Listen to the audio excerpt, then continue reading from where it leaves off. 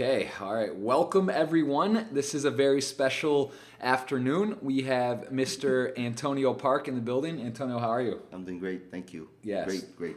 I love it. Well, listen, I was a treat last night. You were in town for basically 24 hours, so Yep. got to meet my baby. We got to hang out. I've always been in Montreal hanging out with you, so it was nice to get to be here in Miami and have a really delicious meal. So thank you for that. And I think it's important for. Generally, my viewership is poker oriented, but I want to really get out and talk to people that are passionate and love what they do. And you are one of those individuals I've known now almost 7 years, and you are someone that embodies passion for your craft. You are one of the top chefs in the world. You've got a ridiculous portfolio that you've done, but really what I think separates you from others I've met is the passion you have. So talk to me a little bit about what food means to you and how did you become this now world-renowned chef. Like, talk to me a little bit of the process of how this came up for you. First of all, thank you for having me here, Jeff. Good old friend, very close friend. Yes. First of all, it was very nice cooking for you and your family yesterday. Meeting your baby. Yes. Delicious. That They was call a it treat. delicious. It was delicioso. In Spanish, we call it delicioso. Yes, thank you. And it was really a blessing to be able to cook for your wife's parents, your parents, meeting them for the first time. A very unique moment. Yes, well, I thank you. appreciate That was No, thank beautiful. you. Man. Thank No, you. seriously, I know you have your limited meant a lot time. for me. That was really nice of you to do that. But yeah, no, seriously, like I think it's so cool to hear about people that are so passionate and dedicated to their craft. So talk to me a little bit about how you started cooking and give us a little bit of a background how you grew up and came into now doing. We're going to talk about your different restaurants, projects. Got a lot to talk about, and I know you have a flight to catch, so we're going to try to knock out as much as we can as well as some questions. So tell me a little bit about how did this come up for you to start doing this? Cooking actually is, it's something that it comes from my mother, right? So my mother is the reason why I exist. First of all, my mother and my father cannot, I have to include my father to it, of course, obviously. Yeah. But my mom was the reason why I started cooking. Passion, I think it developed more and more, little by little, by loving so much eating. I don't think it was the part of cooking that I really enjoyed when I was young. I think it was more eating. I was just a big eater. Okay. I since I was a kid, even today, I can't say I eat 3 meals, 4 meals a day. I eat 6, 7, 8 meals a day. Okay. I just work a lot standing, so I don't gain as much as weight as I should be gaining. But my mom is the person who showed me the dedication, the passion, the cultures of where I grew up, and to understand the foundation of food, which comes from the ground. The fish comes from the sea. Respect the fish from the sea. Respect the cows that are growing and living for many, many years, eating grass and eating so many good things for us to feed on them. You know what I mean? We drink their milk. We drink different milks today, almond milk, soya milk, everything. But we actually, back in the days, it was only cow milk. So, especially in South America, living in South America was always just eating milk. And you're back to Argentinian, Korean. You were born though. Yeah, born in Argentina. Grew up in Argentina, Paraguay, and Brazil. Obviously, my parents used to have a business called Lavanderia, which is they used to do jeans laundromat. Laundromat with jeans. So I can't say my mom invented the wash of jeans, which is in the 70s and 80s. What was really popular was the floating stone acid wash jeans. Okay. And my mom and dad used to have a big warehouse where they used to wash for Lee and Wrangler and a bunch of other major jean companies. And it wasn't like 50 washes a day. It was tens of thousands of washes a day. Wow. And we used to have a big backyard, acres of land, because you have to actually hang all the jeans, right, on metal wires. Because it's a jean, when you have 20, 30, 40, 50, 100 of them, they start getting very heavy. Right. So you cannot hang it on plastic wires or any kind of strings or normal wires. You have to hang it on metal wires, stainless metal wires.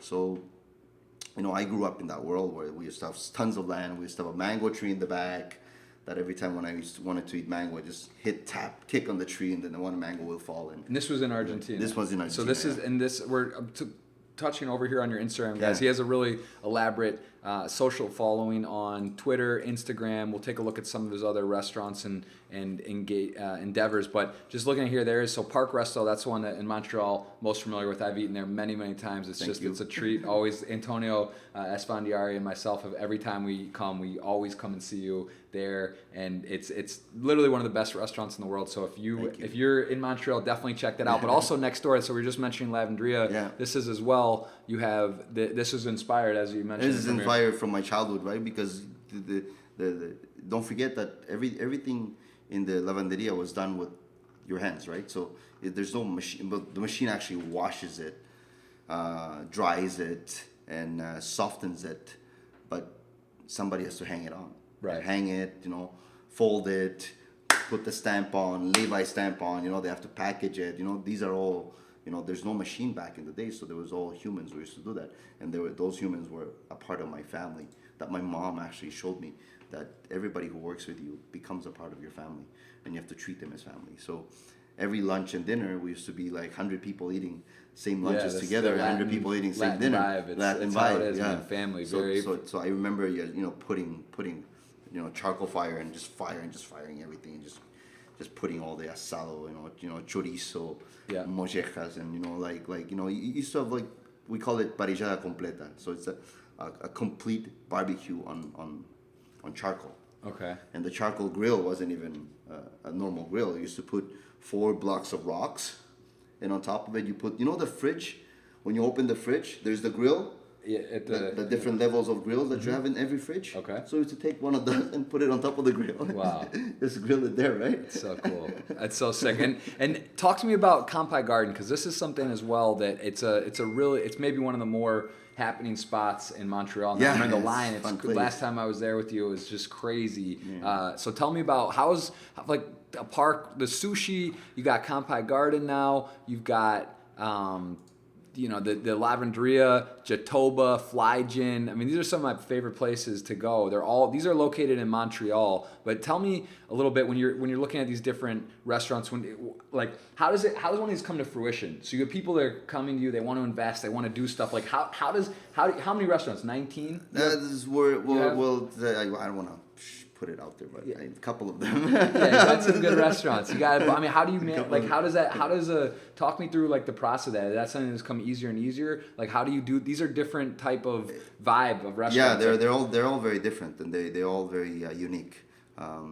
Is it easier? It's never easier. It's actually difficult, more difficult, because you have to, your hours in a day doesn't cross more than 24 hours a day, right? Right. That's all the time. That's all the time you have. Right. So, but when I'm gonna go back to a conversation that I had with Antonio Esfandiari about 7 years ago. We sat down, and Antonio was always telling me, you have 24 decks of cards, right? Or 24 cards 24 cards from 1, 2, 3, 4, 5, 6, 7, 8. Let's say diamonds, and then you have another 12 cards of hearts. Okay. So how do you choose which cards you're gonna use it to sleep?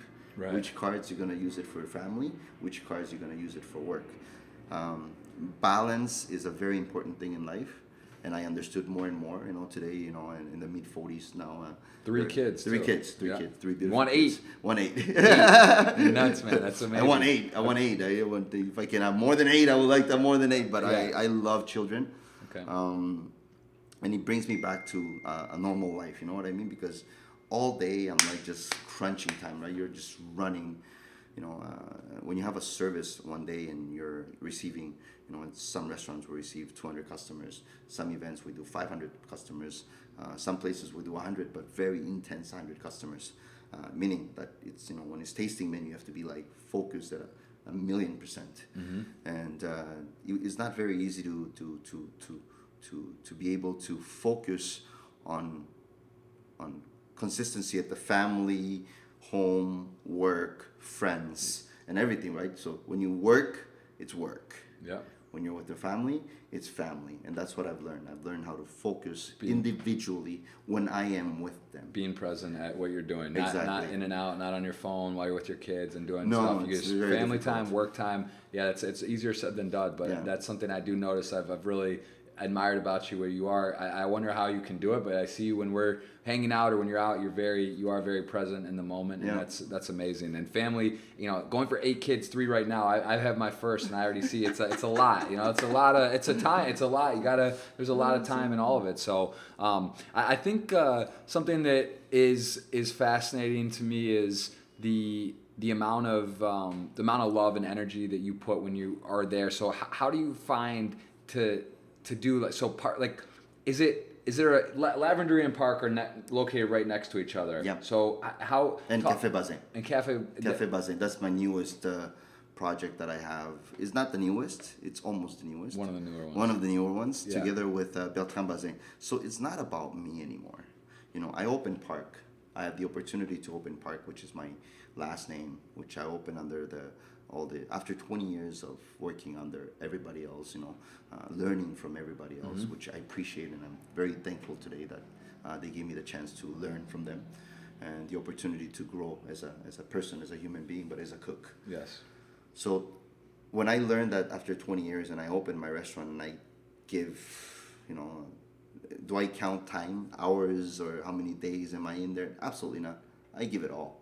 If I have to go in at 7 a.m. and come out at 4 a.m., you do that. Mm-hmm. There's no halfway. It's either black or white. Yeah. I'm never in a gray zone, and you should not be in the gray zone, because the gray zone is I don't know. Right. Who knows? It's like either yes or no. So my way of focusing and doing things in life was always yes.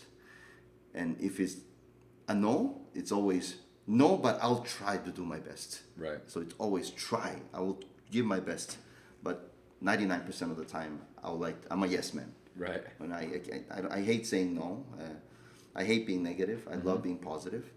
And I always wanted to share the common interest that I had opening Park, putting my name into it. So I open all the other businesses that I open today is actually with somebody that actually worked with me together for a very long time. For example, we're talking about Café Bazin, one of the new coffee shops / French bistro for lunch. Opens at 8 a.m. in the morning, closes at 6 p.m. at night.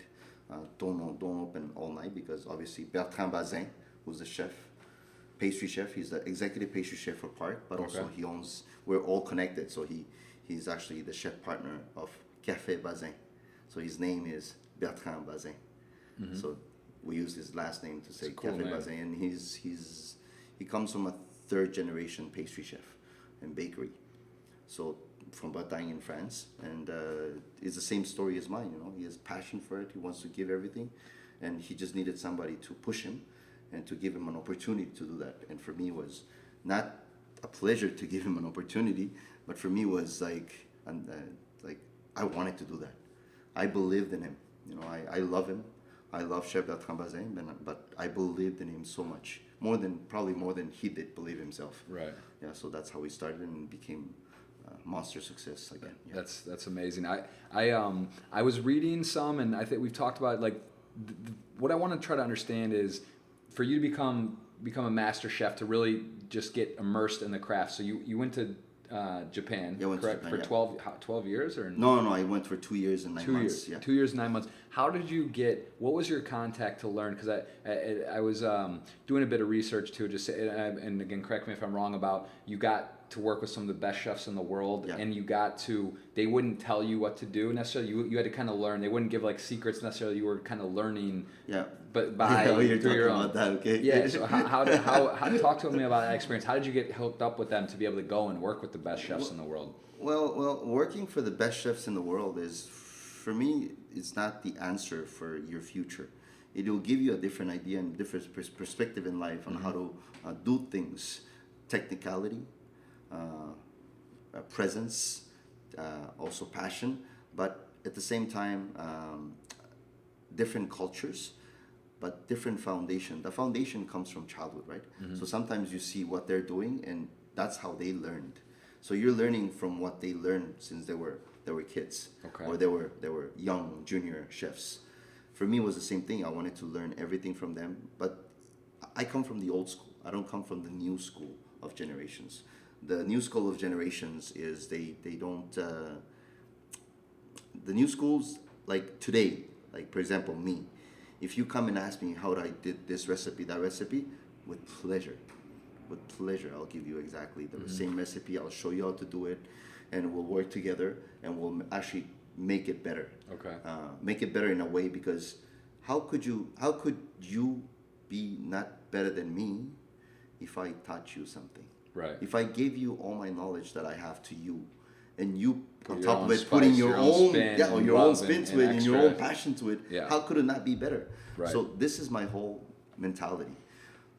But back in the days, is they don't teach you, they don't tell you what's the recipe. They don't want you to know exactly what the recipe is, because they're afraid that you're going to take it away and bring it to somewhere else, right? And that's exactly what happens today. You know, if you teach them somebody, they'll take that out and they'll open somewhere else with other people and things like that, which I'm totally okay, because it's about sharing and caring that matters at the end of the day. It's not about hiding and trying to be your unique. And it's the culture. If you look at that culture, it actually defines in many different ways today, such as the new generations we have a kind of like disconnect from our old generation. So what I mean by that is, I was growing up with mom, dad, grandfather, grandmother, sister, cousins, uncles. You know, we used to all gather together, eat food, cook together. Very Latin American. Yeah, very vibe, yeah. But family this is back in the days. Okay. Latin America, Asian, Italian. You know, Americans. We were all very family oriented. We used to cook, and our souvenir used to be the cultural food that our grandparents used to do. Today, I can't speak for others. I can speak only what I know and what I do. Yeah. My children, if you ask them, what's your favorite food? My son will 100% tell you, I love my fried chicken and my pizza. Okay. which is if you would have asked me what's my best food, what's my favorite food back in the days, I would have told you my mom's probably komtang, the Korean soup, or kimchi jjigae, you know, the spicy soup, or my dad's sukiyaki and udon. You know what I mean? Yeah. I would have told you that like that, right? But today's world is a whole different world. Like my daughter, she'll tell you, I want that fresh made mac and cheese, and please shave me a little bit of Parmigiano Reggiano on top of it. Yeah. It doesn't make sense with the Parmigiano Reggiano, but that's the world that they live in. Right. So I totally respect that. Yeah, that's it's different times. Yeah, different times. I'm actually my son born right now. It's like crazy to think now how social media and the world and just different things and how everything is just a lot different than growing up. But it's I have so many questions. We have so many questions from online as well. I've seen a ton, like a crazy amount, considering we just put this up. This was, again, we were gonna maybe do this live in Montreal. I'm glad we're getting to do this now. I did want to ask you about the show in Canada. So the Top Chef Canada. Chopped. Yeah. It's the top rated. That's the top show. Well, it used to be top rated. We actually did 5 seasons of that, and now it's over because we finalized the show. I think last year was the last show that was published, and I'm thinking of doing something else. Obviously, I got really busy. But Chop Canada, that was you. How many seasons were you in? I was 4 seasons in that and show. Tell us about judging the 4 seasons. That experience, because that's crazy. That's a great experience. Super popular show, super engaging, very cool to see your. So I would relate that kind of with poker. It's like getting to play on TV or a big stage, and you get to really showcase what you do and what you love, and help to spread the love of the craft that you are immersed in. So tell me how did that come about, and how was that with what you expected, what it was? It was first of all, it was a blessing that they contacted me to be a judge at that. I was very blessed. I was very thankful. So I accepted the offer, and we started doing some shows together with a bunch of other chefs that are with me in that show. Very talented chef from Canada, and it was 3 judges. It's like the same thing that we watch it here in the States, right? Chopped USA, Chopped Canada. Yeah, talk to me. What's it? So those are. I mean, I'm familiar with Chopped in general, but it's like Big Brother Canada. I mean, is it kind of the same thing? It's just they're showcasing only Canadian. Only Canadian. Okay. Yeah, only Canadian. Well, sometimes international. They'll have some as well. Some international, but mainly like we do, but mainly Canadian chefs. Very, very talented chefs. Was it? It was a very interesting way of doing that show. For me, it was very interesting because that was the time when I was growing. That was the time when I was opening my second, my third, my fourth, my fifth, locations, restaurants, different names and things like that. For me, it was a way to kind of like open up myself. So if success is about being open-minded, right? Yeah. If you're closed-minded, It's also abundance, right? Yeah. Like you were saying about sharing recipes, doing things. It's Yeah. like there's enough to go around. If you think in this closed mentality and greed and just trying to control, it's gonna everything, disappear. Right. It's gonna disappear. There's so many grandmother and grandfather recipes that already got disappeared. Right. I don't want that to happen again. We have to be as humans as we can. We're humans at the end of the day. You white, yellow, brown, black. No matter what color you are, no matter what nationality you are, we all hold something that is called, past, history, culture. Yeah. I want to keep on moving this and making it better and constructively change it so we can never perfect. There's no perfection in life, but we can always try to make it everything better, right? Technology, which is what we're talking about. There's so many technology in this world today that just got better. They didn't just get better because you found out how to do things and you said, you woke up in one morning and said, hey, I'm gonna do this and this is.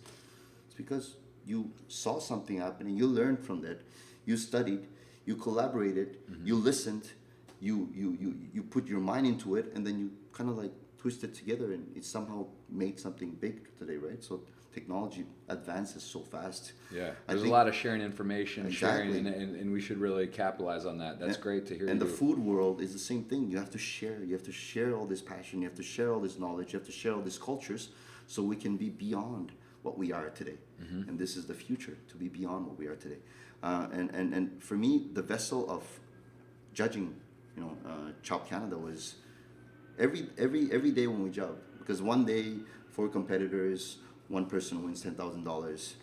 The winner wins $10,000. But for me, was also another vessel to be able to hire one of these chefs to come and work for me. Right. Don't forget that. How many times did that happen? I think it happened about 5 times. Wow, that's 5. a lot. 5 guys who were in the show. Even more. Not necessarily that won. They may not have won, but you might have saw. Or was it usually It doesn't could have matter been any of them. at At that level, they're so good. Yeah, for me, it's not about winning, Right. because in a competition, it's so difficult. Yes. You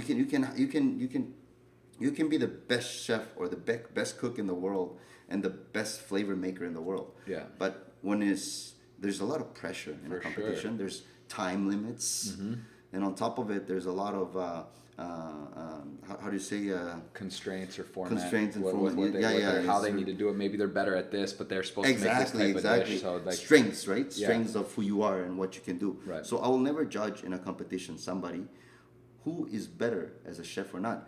Only for that show with those ingredients, if you know better. If I worked 1,000,000 times with bamboo shoots, Right. and you work twice, now who do you think is going to be better? Yeah, I'm gonna go with you. There we go. Yeah. So for me was to be able to judge as a job that I had, to be one of the judges of Chop Canada, but at the same time was be able to see if they were humble, open-minded, willing to learn, accept failure, Right.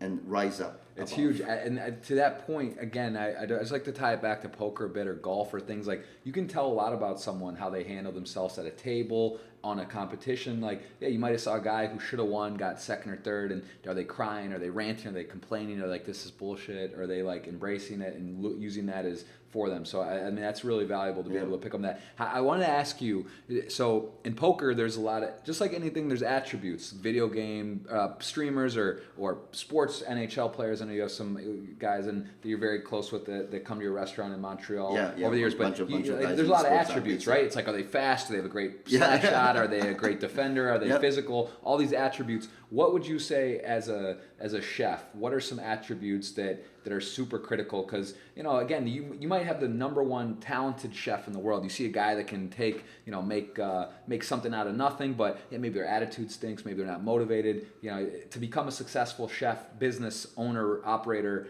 give me some attributes that really are important, that maybe are overlooked, or just in general, like what makes someone successful in this Hard industry. work. Number one before anything, and everybody can tell you everything. I'm so talented, I'm the best. Forget it. At the end of the day, it comes to hard work. Hard work beats any talent, any passion, any day, hard work.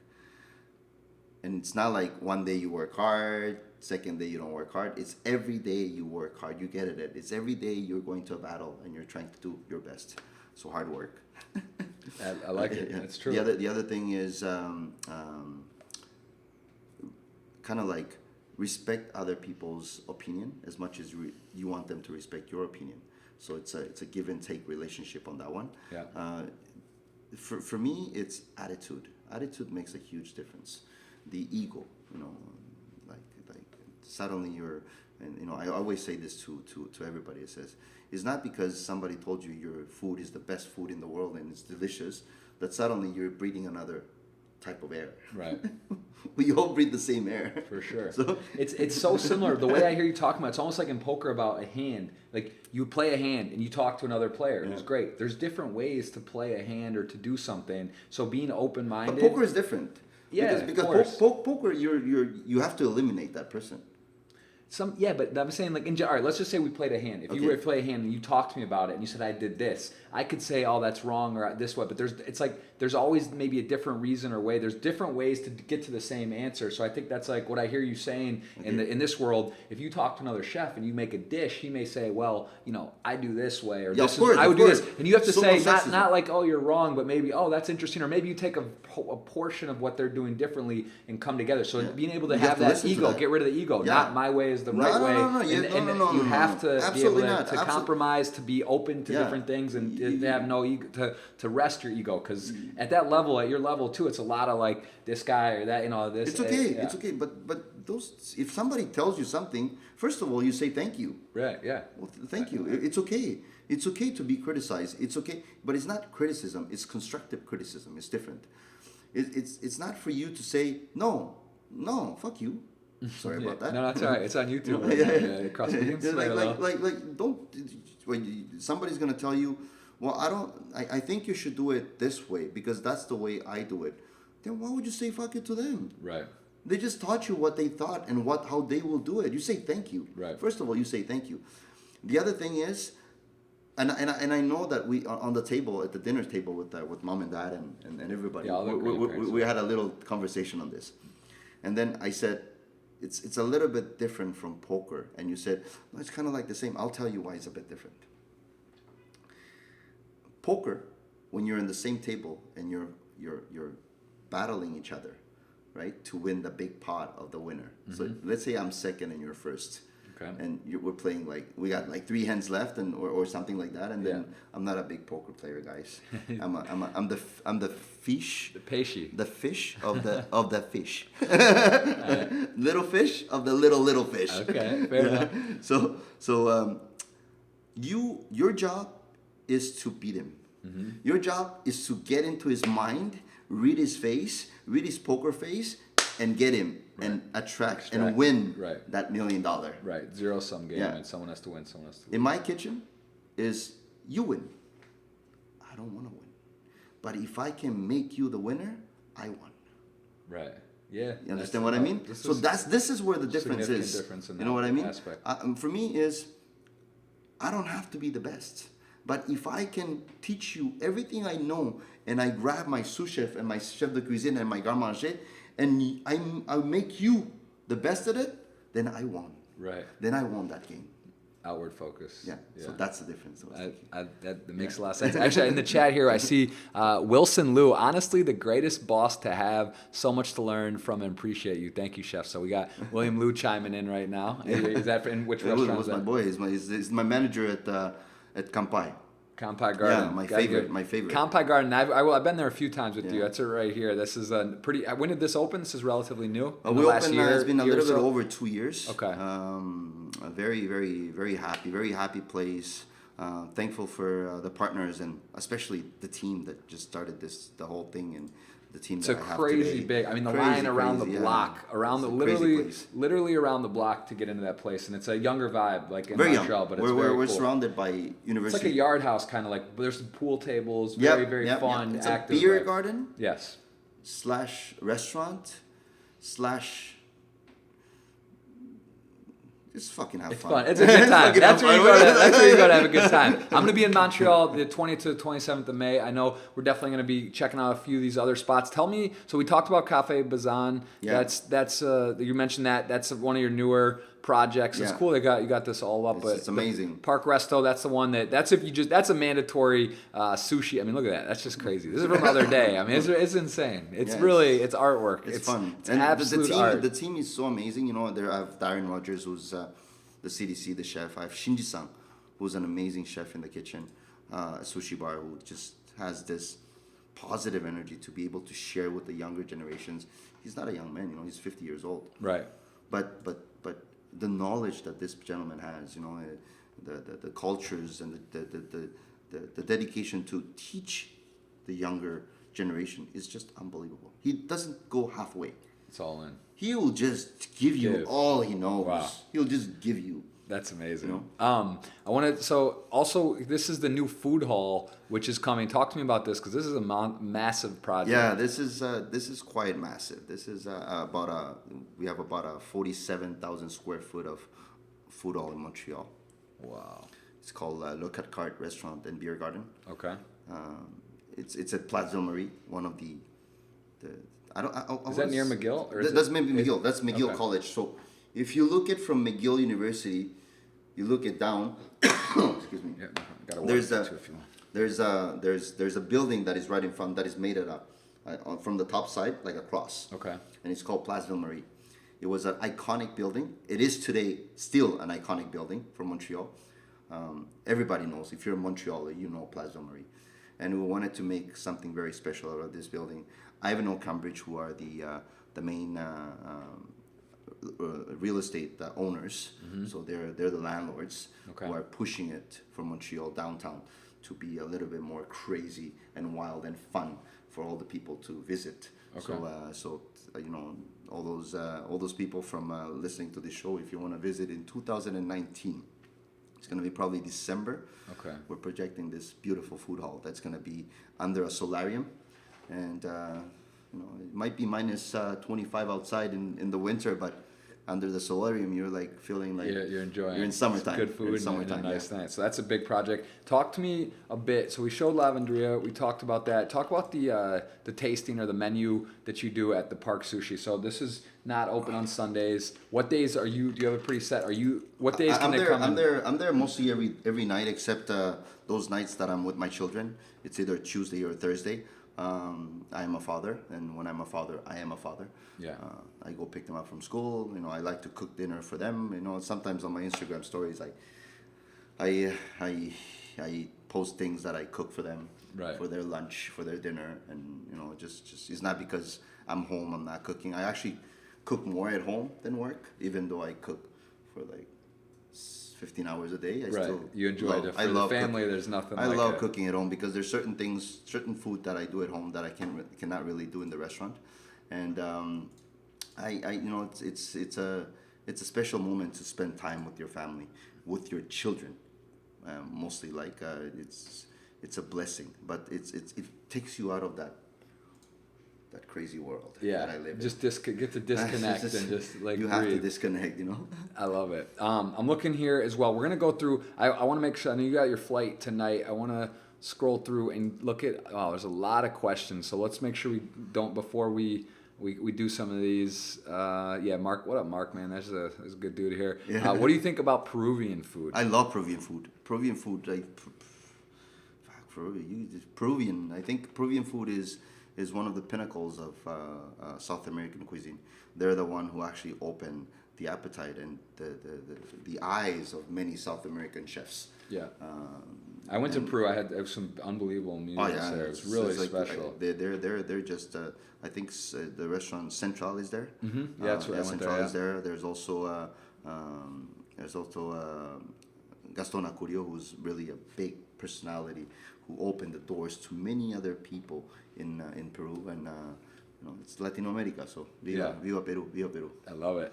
We got a question here from Dennis Sanchez asking, at what age did you decide you wanted to be a chef?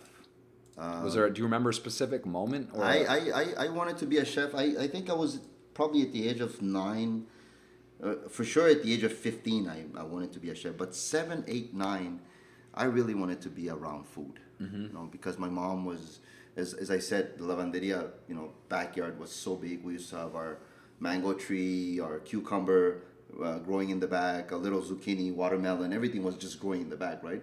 So seeing that growth of all the vegetables and fruits, green onions, and, you know, pulling it out and bringing it to mom, you know, it gives me the inspiration to eat delicious food. It wasn't to cook in the kitchen that I wanted to be involved with food or be a chef. Is to eat. Right. Those are just yeah, I mean, there's so much time is spent with around the table. With food is so important. If you can really make people happy and come together, and it's a really very. It's the best. Look what happened yesterday. It was beautiful. That was an awesome. That was a memory. Yesterday, everybody was there, and I said, "Hey, I don't care. I'm just getting into the kitchen." I went in, and everybody was looking at me. He's like, "What is this dude doing here?" No. They were excited. There was a lot of excitement. Someone asked, "What are you cooking, Jeff?" While he's getting the podcast aired. Well, you know, he cooked a hell of a meal yesterday. It was absolutely unbelievable. We had, I mean, the tuna, the salads, the meat, the steak. Yeah, I did a couple of wild things that. The watermelon. that was nice. I don't know what. I went in. So I had a meeting. I came here.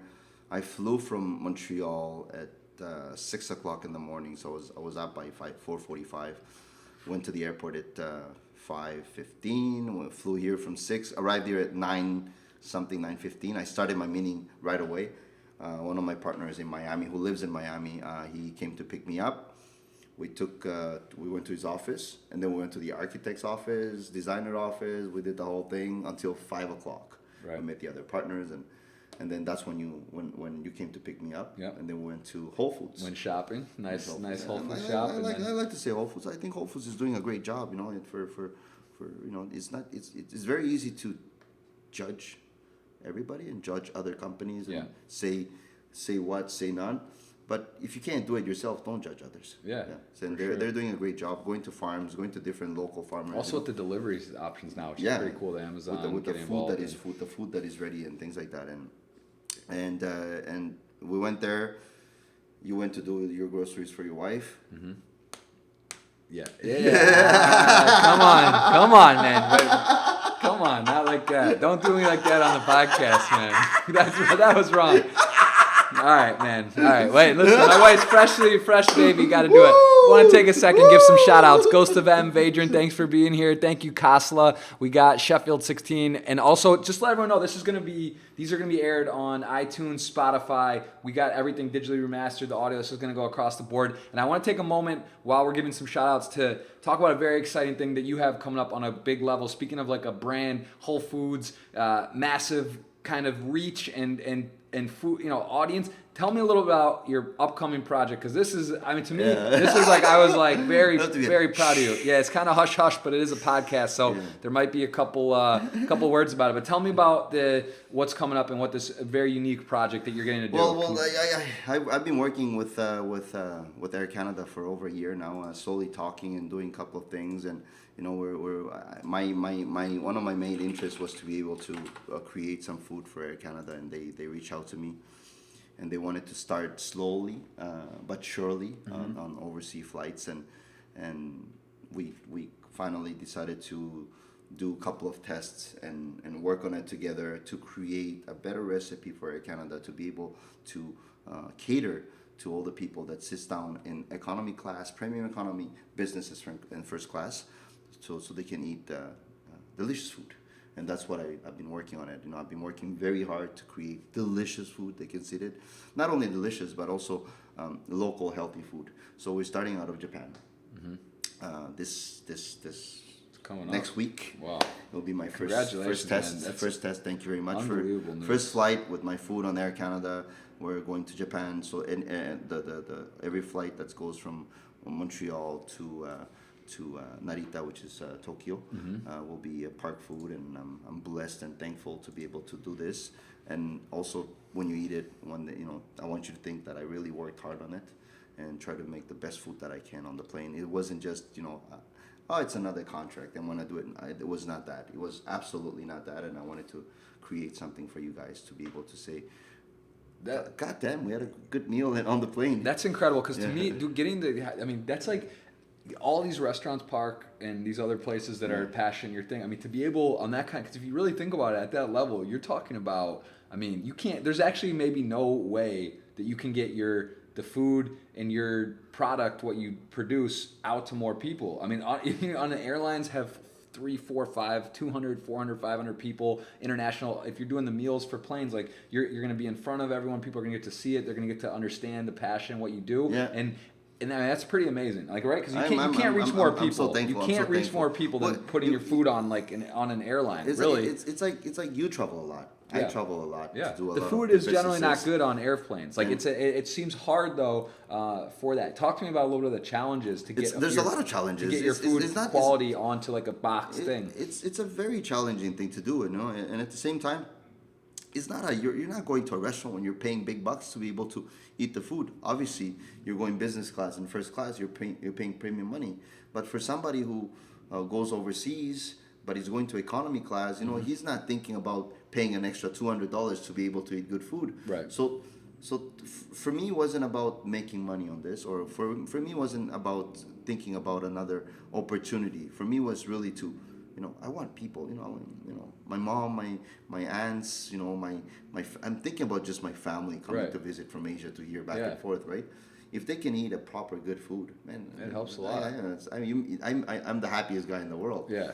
So that's the way that I thought of it, and I gave everything, and I gave everything that I could to create the right recipe, to make sure that when you eat it on the plane, it's like you're eating in your home, on your table, Could you explain a little bit about that process? Because is that going to be, without going into like specific details, but is that something when you go on Air Canada for this flight per se, is this going to be the food that's your food for the whole plane, or is it like, well, you have an option to get Chef Antonio Park's menu? Is it like a separate thing? So the first trip is gonna be from Montreal to Narita, Japan. Yeah. So that's a direct flight. Okay. That's gonna be my food. It's not obviously there's an option if you have dietary restrictions. Yes, of So course. if you're allergic to something or you're 100% vegan, then that's Air Canada, the kitchen Air Canada. Okay. Culinary, that's different things. Yep. But anything above that, it's actually it's So mostly my food. it'll come with the flight. It's not like you have to it's not like an add-on, No, $20 add-on to get like the delicious. It's you get it. Wow. You get the best deal on flight. You get the best seat and the cheapest price. You still get the food, and Wow. that's for incredible. me. For me, I love cooking for everybody. I don't like to discriminate people Right. nor choose people who I'm gonna cook for, who I'm not gonna cook for. Yeah. I just cook. I just go in there and cook for I everybody. mean, it's beyond exciting because if you break it down and it becomes a contract, like so you're doing the deal with Air Canada, but it becomes like Air Canada. I mean, the numbers it's staggering. Like how many flights or people a year we get to. For now we start small. Start with test it out. And I don't want to say it too much because it's still I get it. It's still I get very it. confidential. Either way, this is the first show that I'm really saying it live. Wow. I've never said anything about the collaboration of the partnership between Air Canada and Park Restaurant. I never ever mentioned it. Obviously, it's friends and families, they know because I'm excited also. But live, this is the first time. Well, there it is. You guys heard it first. This is a Flow Show, Jeff Girls this- Podcast exclusive, man. I appreciate it. That's exciting news. It really is. That's a big congratulations. Yeah, thank you. I know. Hey, speaking of flights, you do have a flight tonight, so I want to make sure that we don't get cut off here. And I want to try to whip through some of these questions so we can make sure you don't miss a flight and Air Canada. They can't make special. They got it. They're not going to hold it for you, right? You can't tell them you're on the podcast. So let's get it going here. What age you answered? What age do you want to be a chef? What is your favorite ingredient to put into sauce? Is there a special ingredient that you really? I mean, I guess it's kind of a hard question, but is there anything that you use a lot or that you really maybe people aren't like? The one of the favorite things that I use to make sauces is instead of using sugar. This is very very very. It's a very large question, but I'm gonna kind of like narrow it down. Mm-hmm. So anything that I do, instead of putting sugar, I like to replace that with maple syrup and honey. Okay. So that's the first thing that I like to do. Wow.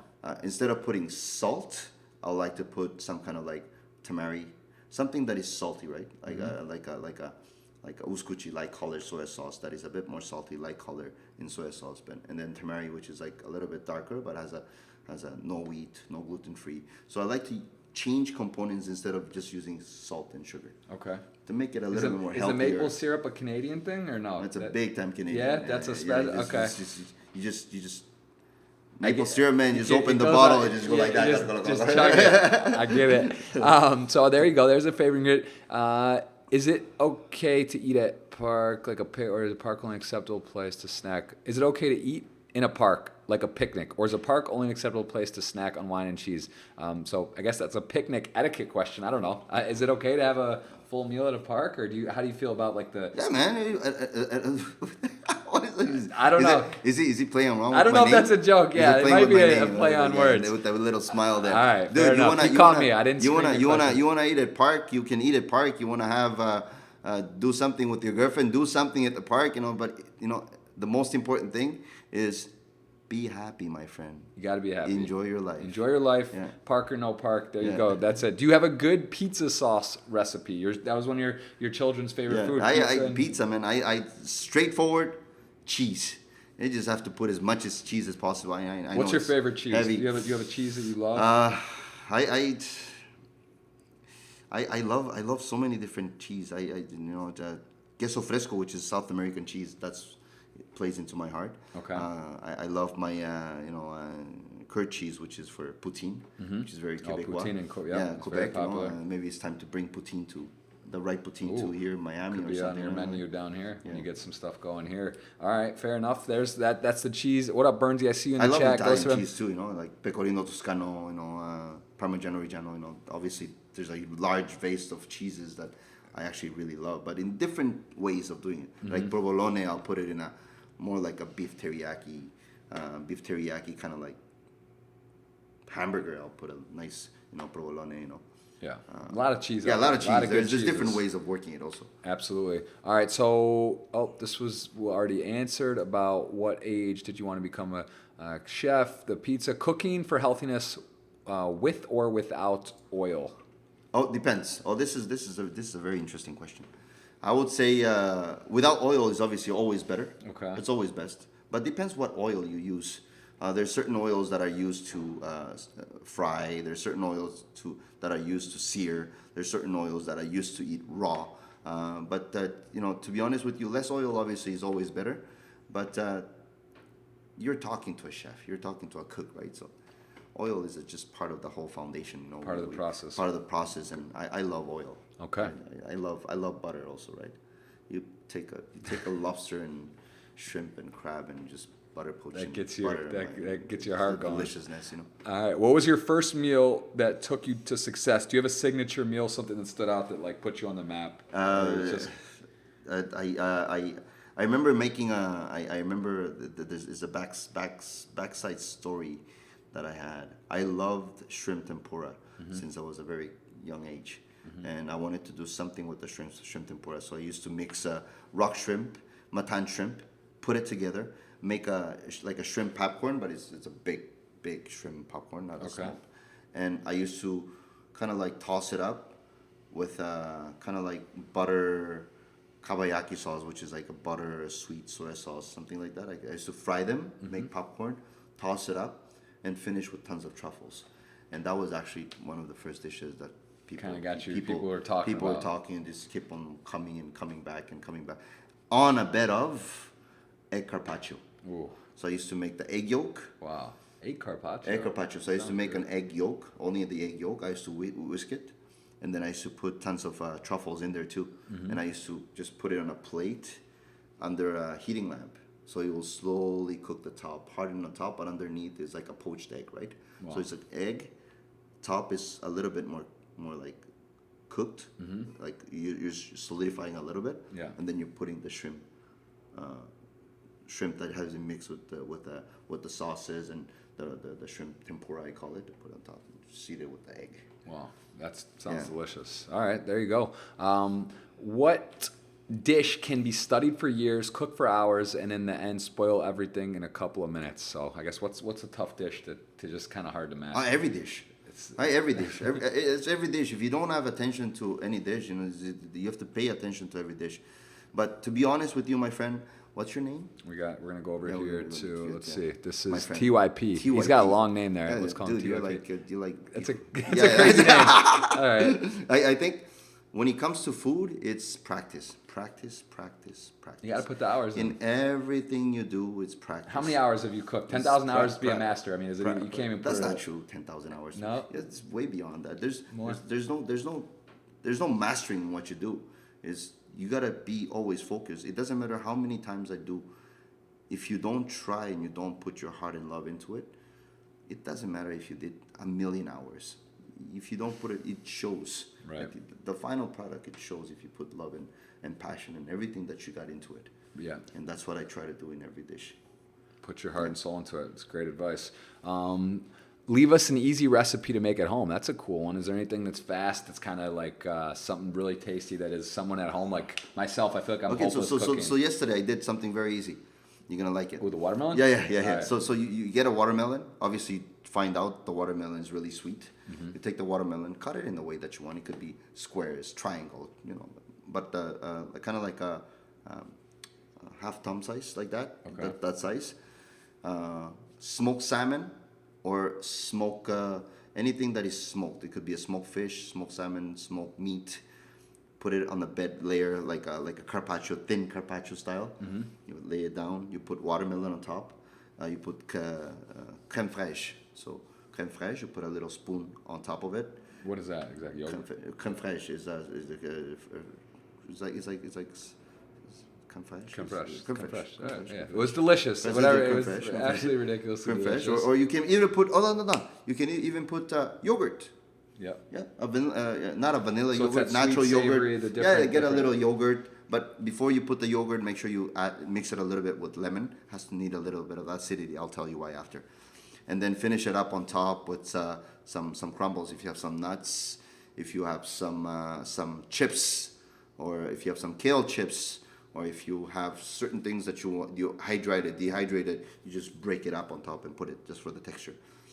The smoked salmon is the smokiness, has a little bit of saltiness to it. The watermelon is the sweetness. The sour cream or the yogurt with a little bit of lemon has the acidity to it. Okay. So it touches all your sides, palates, taste buds, and it's really nice. And then you finish it with the crumble that is going to be really crispy. It was off the charts. Yeah, it was fun. insane, man. You got to add that somewhere on the menu.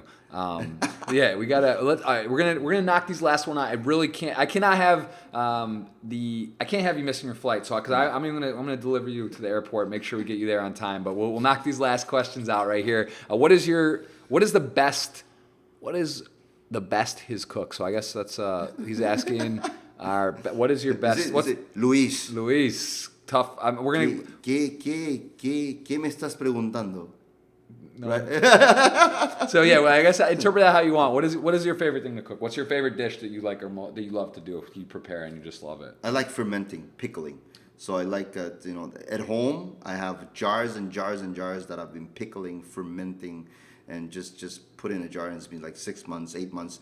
A lot of people don't do this anymore, but the fact of you taking your time and making your miso at home, gochujang at home, your sriracha, if you can find spices and peppers and things like that, blend them all together, make your own sriracha, make your own sambal, like make your own pickles, but pickles with a little bit of attitude in there. You like basil, and then pickle your cucumber. And add a bunch of basil in it. It'll taste basil and cucumber. Very nice. Yeah, That sounds delicious. Just have fun, That sounds delicious. All right, we're going to try to wrap up these last few because we are going to have to go. Which steak is best now, Kobe or A5 Wagyu, or clarify the situation between them? Well, Kobe beef is straight up Kobe beef. Kobe beef has to come from Kobe. It's like Champagne. Okay. Champagne comes from the region of Champagne. Yeah. So Kobe beef has to come from the region of the Kobe, which is a region in Japan, right? And A5 Wagyu means Japanese beef. Okay. So the word Wagyu means Japanese beef. And Wagyu is a part of, Kobe is a part of Wagyu because Wagyu just means Japanese beef, which comes from the whole region of Japan, right? And then they come with their name. They come from the regions. Kobe, Miyazaki, Hida. There's different parts of regions that they take the Wagyu from, which Kobe is one of the Wagyu families in Japan. And is Kobe really the best? I think people have a lot of misunderstanding when it comes to Kobe and things like that. But it's not. First of all, they have the certain rankings in Japan that they go on the Wagyu rankings, and Kobe is not the first. Miyazaki is much greater than Kobe Interesting, today. very interesting. Yeah, I never know that. You always see on the menus these things, and you're just like, oh, is it like good? It sounds like it's got a name like Lamborghini. It's like a strong, feels strong, but there's a lot of different variations of it and how it is. It is the Lamborghini Ferrari of the beefs. Yeah. So thank you for clarifying that. All right, we are. I think a few tips to get you home cooked steak. All right, so guys. All right, we'll do this last one. What is your favorite food, Antonio? And then we're gonna have to take him to the airport. My favorite food, the food that I'm gonna die before I'm done, or before I die, it'll be my mom's food, and that's my favorite food in the whole world. That's the only food that brings me back to my childhood. That I sit down and I'm just thinking nothing. I'm not stressed about what's gonna happen tomorrow, what's gonna happen today, how's the business doing, how's my kids doing. The 30 minutes or an hour that makes me forget about everything in my life and just bring me back to that 7-year-old kid. It's my mom's food. Wow. So it's not replaced. That's just always going to make you take you that neutral spot, the childhood memories. Yeah. That's beautiful. I got to learn how to cook so I can have my son say that one day because I can't cook. I'll teach you. No, you don't cook. Okay. Well, no. Maybe just don't cook. Probably a good idea. Okay. Probably a good idea for everyone. Let's play poker. Yeah. Last question. I'm going to be in Montreal May 20th, 27th. There is a streamer sit and go. It's like a free roll, not an entry to a tournament. It's going to be televised, like a 6-7 person tournament.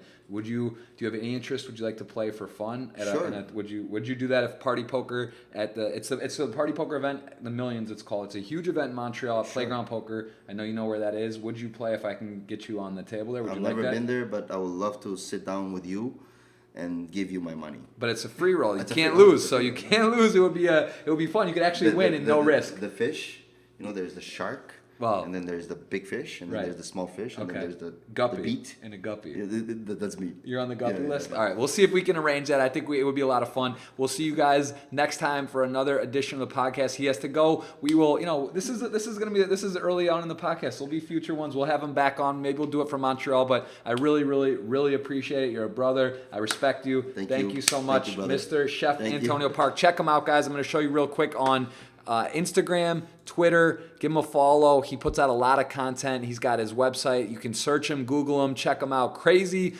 talented, crazy passionate, and just an absolute great guy. So again, thank you, and we'll see you in a couple weeks in Montreal. May 20th, I'll be there. So my brother right here, guys. Check him out. We'll see you. See you next guys in edition Montreal, of the podcast coming. Again, thank you so much. We'll see you soon, and you can get this on Spotify, iTunes, all across the board. Look for it very soon. We'll be out there, and good luck to all your future endeavors, including the Air Canada. Congratulations again. I'll be looking on my Air Canada. I'll be looking to take that any seat anywhere. It'll be in the future, but right now it's Montreal to Japan. I've never been to Tokyo, so I'm gonna put this logo. Oh, boom! Right, that logo. You see boom! The logo, get the flow pop socket. We got to get that right, man. Appreciate you. Thank you. We'll see you guys. Have a good one.